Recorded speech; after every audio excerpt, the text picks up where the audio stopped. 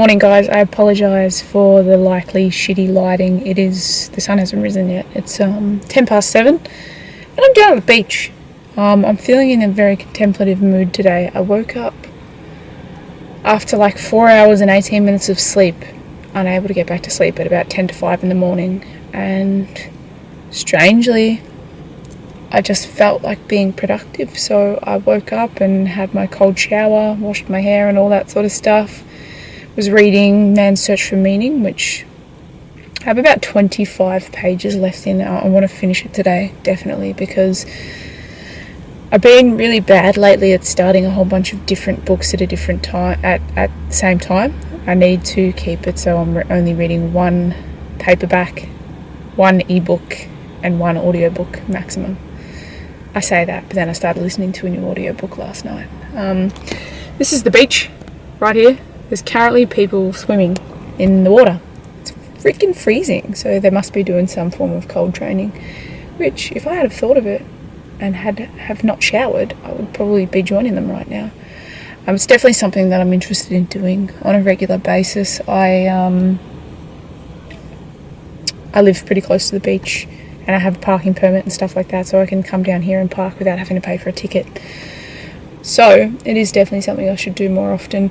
My purpose of coming down here was, the other day in the video I talked about how I want to be more creative, and I want to live my life not expressing my creativity, I guess for fear of what other people will think of me, or for fear that it won't be good enough, or I don't know why. I think sometimes I get just so caught up in living my day-to-day life and working my job and stuff like that I don't be creative.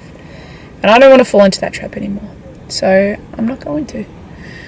My osteo appointment is in less than 4 hours now, so I'm looking forward to that. It's going to be really, really, I guess, enlightening as to what my issue is, because I genuinely believe, from the Google reviews that I've read, this bloke that I'm going to see is more than likely really going to be able to nail down what my issue is and the steps that I'm going to need to take to resolve it. I can't tell you how, if my left ankle was as strong and as mobile as my right ankle, how much my life would change. I would be able to actually express how dedicated I am to things. Like I said the other day, it's not dedication that I lack. If I were able to and didn't get overuse injuries so easily because of this weakness, I would be running a lot every week. I would be changing things up and running and doing more CrossFit and stuff like that, but it sort of feels like I'm fighting a losing battle when I'm injured, which I have been for the longest time now. I miss the days where on a weekend I'd just randomly run a 21k and not really feel any repercussions as a result. I know I need to focus more on rehab and stuff like that, in terms of, or not even rehab, recovery, in terms of foam rolling and all those sorts of things when I do go for runs.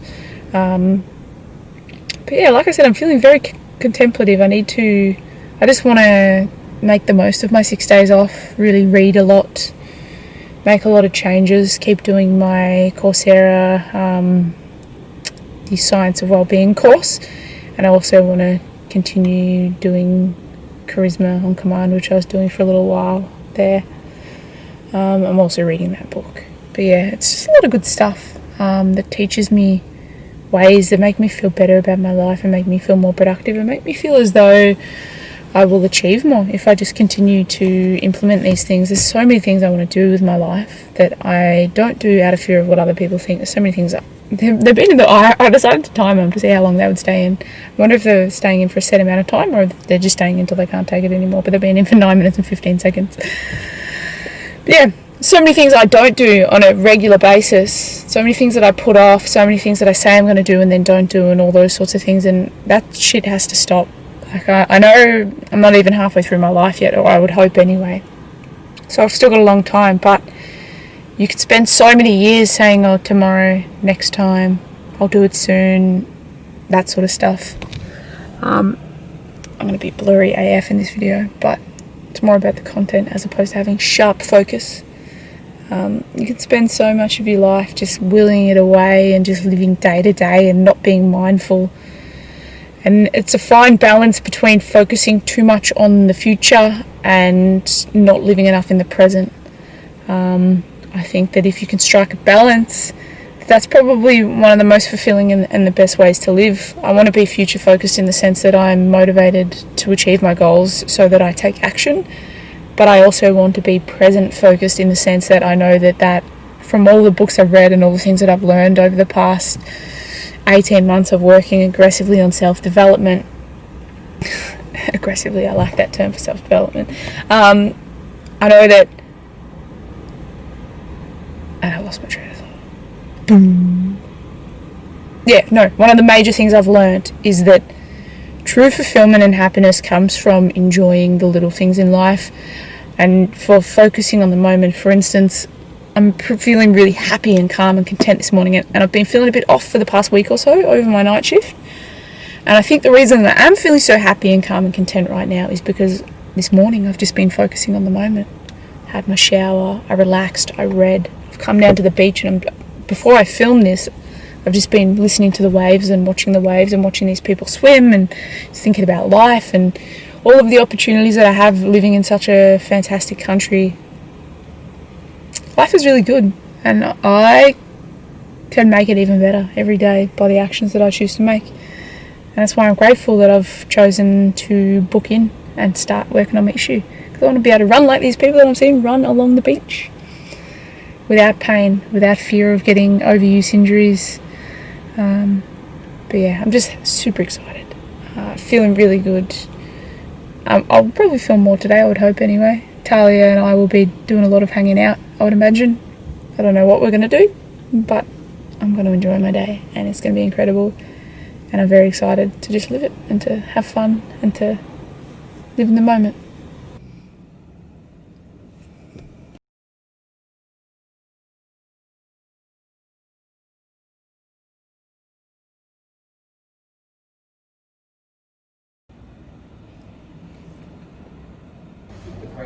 These two, because he's the calm dog. Seems this whole vlog's going to be destined to be in bad lighting because I've only got my lamp on next to me. So I went to the osteo, which was awesome. It was really, really good. He's confirmed pretty much through taking my ankle through a range of motion test that back when I was 16 and sprained it, I more than likely ruptured ligaments in my ankle, which is not surprising given how bruised it was at the time. So that's not good, and my mobility is definitely very reduced. He did a bit of dry needling in my posterior tibialis, in the muscle belly, and then he did a bit of dry needling in my ankle.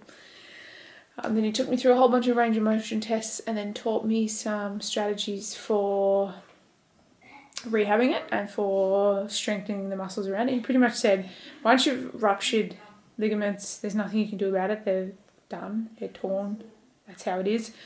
So you essentially just have to strengthen everything around it. It doesn't have to be a life-altering injury. It doesn't have to keep causing me issues like it has been in terms of my posterior tibialis tendon issues. He said that's definitely how it can manifest at times because your leg and ankle overcompensate by moving in a different way and it puts more stress on the posterior tibialis. But if I strengthen everything else up, I should be able to rehab it. I'm going back next Wednesday.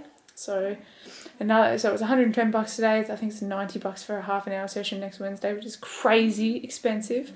But even if I have to go another 5 or 6 times before it's actually fully rehabbed, as long as I am continuing to stay up to date with my rehabbing of it and doing the exercises, I'll be happy. If I'm injury free in a couple of months from doing those exercises, I'll be more than elated at that possibility.